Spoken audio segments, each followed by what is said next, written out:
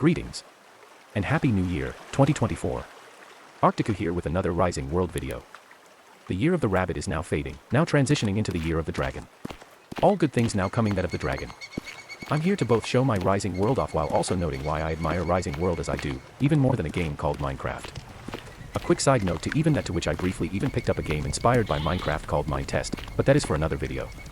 I came here to show off my main settlement called Vathunver and why I admire Rising World as much as I do, even if it's struggling heavily from developer struggles. Updates take ages to release, players on forums are toxic, gaslighting, and even a bunch of weird Reddit user behaving weirdos. Getting the negativity out of the way first, prior to the positives, I have to briefly note the negatives. Let's go from bad to good impressions. Even Vortak videos may even hate me with how I assume he hopped off video making, the fan Rising World Discord group, and even off Steam itself.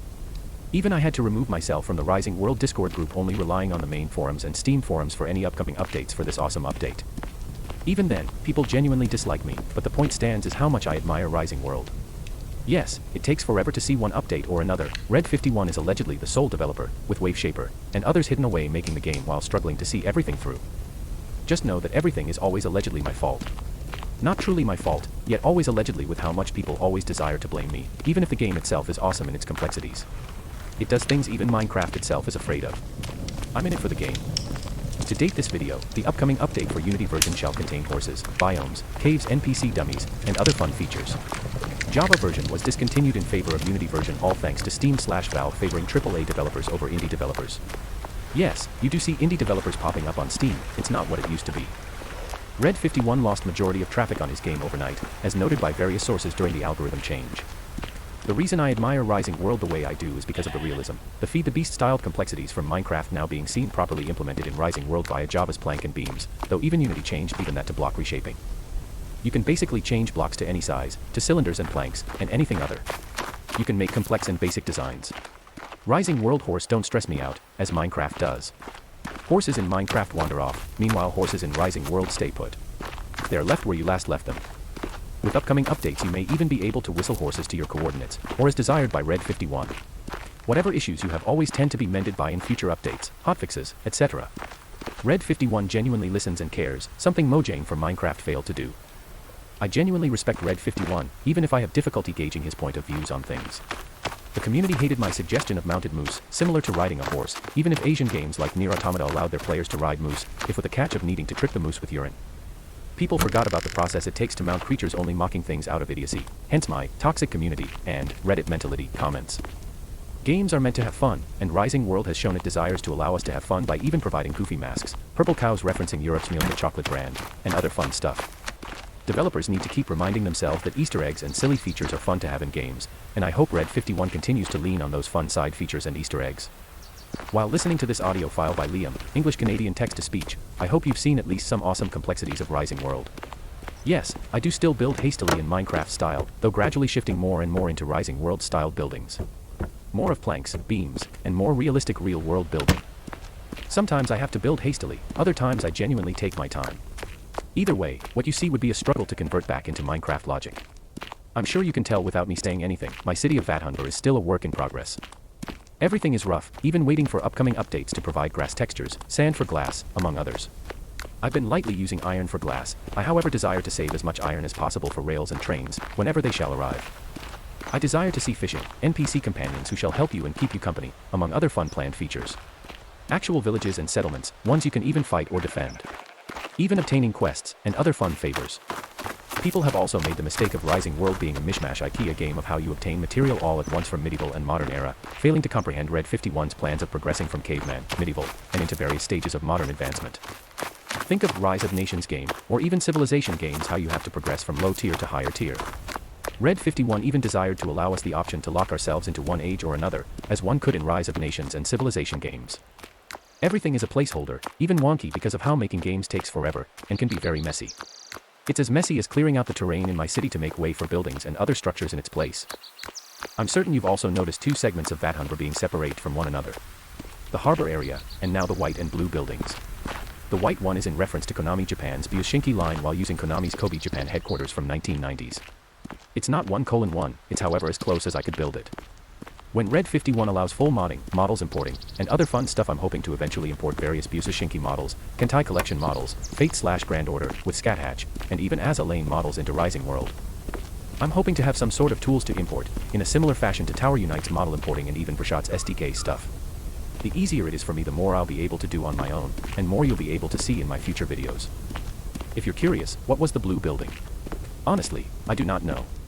Maybe an office building. A generic office building, or one where I show off trophies from outside of Rising World in there. I shall eventually build a proper museum for in-game trophy sharing. As for this incomplete building, I honestly do not know what I shall do with it, though it however is an eyesore for me.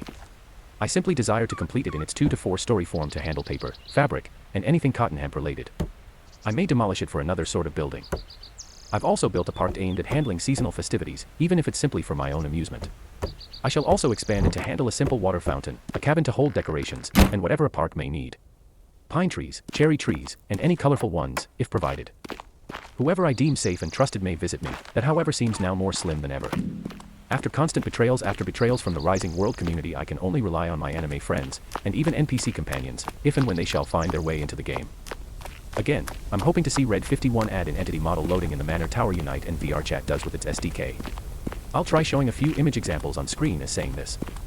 The first 2 slides are of Tower Unite showing off images of model importing via Steam Workshop, and the 2 other following slides of 4 images are from VRChat showing off my wrench avatar roaming the world. There is even HMCS Haida, a Canadian tribal class destroyer scene in the image, something a friend named Kobe helped me with. Sadly, I lost the files to that world. The thing is, this is all relevant as to why I admire Rising World, even when noting Java's plugin API, and even model loaders. If we can obtain a tool similar to Tower Unite's and Vrashot's SDK, this game shall be on a whole new complex level of awesomeness. The thing is though, I need to slice myself past any toxicity, and even wait long enough for Red 51 to provide those tools. Both the developer and from the community. Hopefully even having NPC entities fully adopt their external 3D appearances, as noted via Tower Unite's model importing. Looping back to the tour itself, you've seen how I attempted to turn Vathunver's storage center into a tunneled pathway running through it. Maybe horses shall run through it, and some thin vehicles, though any larger vehicles shall be stuck on the external ends of it. Vathunver is intentionally being designed to handle horses, not vehicles, in the manner both Europe and Japan treat their streets in certain areas. This area is supposed to be a storage hub on the 1st floor, an eating and meeting area on 2nd floor, and a hotel on the 3rd floor. This building is supposed to eventually connect with a future train network, something I'm making room for with trees currently occupying the vacant lot. I'm trying to make this hub connect to both trains and boats, among other future projects. Even Kamakura's hanging train, or I hope we can eventually have one. Not holding my breath, though the plans are there, hence, my backup of having a ferry boat system until hanging trains are a thing. I'm relying and banking on trains heavily. Hopefully you can imagine what I'm trying to plan here.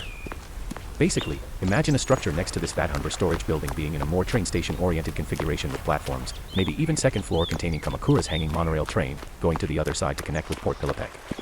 The empty row, which I earlier drew out with my mouse crosshair moments earlier, shows how I plan to have the train go across. It may be messy, this however shall be the hub of it, even with level crossings keeping people safe. Well, NPCs at least. This shall be my active hub bringing back loot and trading around the island, especially with more updates providing more features to link back with my hub. For now, I shall use this area as my tree farm while I continue to terraform the area while, at the same time, using the materials from my terraforming to build more structures. I'm certain you already are aware, I however shall openly spell it out noting the trees are a placeholder of where I desire my trains to go. Well, minus the apple trees. Any fancy interactive trees are already in the desired place to provide decoration. If you haven't noticed already, I genuinely am a big train buff, hoping Rising World to adopt some form of Minecraft's Traincraft mod train behaviors. The whole realism, function, and riding factor. Choo, choo. And to clarify another point, I genuinely admire Rising World from both current and promised features. We are promised to have various train types, including a steam engine, as teased by Red 51 on numerous occasions. Larger vessels, more variety, and even slightly customizable for all these vehicles. Cars, trains, gliders, boats, and other fun features. Farming is another strong point of the game, as are the decorative options and creative methods of doing such. Now we'll proceed to venture to the final built-up destination of Vathunver, the shipyard area. It contains a generic workshop, a shipyard to produce small vessels, with plans to expand into larger and grander shipyards and dry dock areas. Vessels were noted in needing repairs, this would be a great idea to also handle such. Build, repair, and simply being proud of shipping. I shall also eventually expand to handle a military side of things to host further Kentai Collection and Asa Lane materials here. All in respect of both Japanese and Canadian Navy as well, seeing as how I'm also Canadian. I need to represent the intentionally forgotten here with HMCS Haida, and others, once I manage to get around to building a section for everything, including Canadians. A naval district is always fun. During my last trip to Japan, and my first, I was able to visit Maizuru, Japan thanks to some recommendations from tourist guides in Kyoto. I basically build this red brick museum structure from memory, and with help from my own images and Google Images, trying to pay respects to everything happy and awesome from Japan. I genuinely admired my trip to Japan, now paying respect to Maizuru's red brick museum showcasing bricks, how they made red bricks, etc. I replaced their exhibits with both Kentai collection and Asa Lane poster displays, hopefully even able to import external naval models into this mini museum to share it off. They even had a replica of torpedoes, how streets were named after warships, and same with train stations. I genuinely admire how proud Japan is of their nationality, their naval military, and how proud they are of their Kentai collection hype. When you view the same thing for Canada, we're always gaslit into hating our naval accomplishments, even being unable to find what naval vessels we had during World War II. Thanks to my naval Canadian pride, people even tried to bully me in return, even labeling me a Canadianophile, among other silliness. My desire is simple, and I desire to see Canadian naval respect in any game, including Rising World. For example, view this Bing AI art of some Canadian ship girls. People even desire them in both Kentai collection and Asa Lane, yet always gaslit and knocked down to being unable to admire them for allegedly being a minor nation. It's stupid. How nice it would be to see HMCS Haida, her 2 light cruiser sisters, and 3 aircraft carrier sisters roaming the water with their flag hoisted high. That's something I can somewhat manage to accomplish for Rising World via the API system. As the game matures, more and more shall be able to be accomplished. I still have yet to dig out the rest of the terrain to make room for the military district. I even have to finish the other 2 red brick buildings. Lots to do, so little time. I genuinely admire the current game, and the planned future features plan to come into the game at a later time. Hopefully I won't turn into a skeleton by how long everything shall take to be implemented. Even my highly suggested mounted moose, something Red 51 noted he'll help with. Red 51 is an awesome developer. To wrap this video up, to conclude. I admire Rising World because of its complexities, the realism, and how you'll eventually progress from medieval era into modern. How vehicles are vehicles, how you can mod stuff into the game, how we can survive in the world, how we can build in overly detailed manners, think modded Minecraft with Feed the Beast mod packs, etc., and all sorts of vehicles we are to obtain. Rising World is glorious. Sure, maybe I do screw up in the community sometimes, but other people shouldn't wish me death threats and bans. I genuinely admire Rising World and I wish it the best. Rising World is awesome, yet struggling with everything. I wish it the best, and am highly eager for its upcoming updates. Sorry that you always have to see me fight in the community. I only mean the best, especially with how Rising World is financially struggling. Anything and everything helps the game, including modding, API, etc. I'm shifting my perspective away from API towards trains. Trains shall save Rising World, that way I don't have to butt heads with the Rising World community. If you've watched this video, then I do thank you highly for that. If it means helping Rising World, then I'll do anything I can, even eventually modding in my love of Japan and anime in the near future, if allowed. Thank you, Red 51. Thanks for being awesome and for making this awesome game.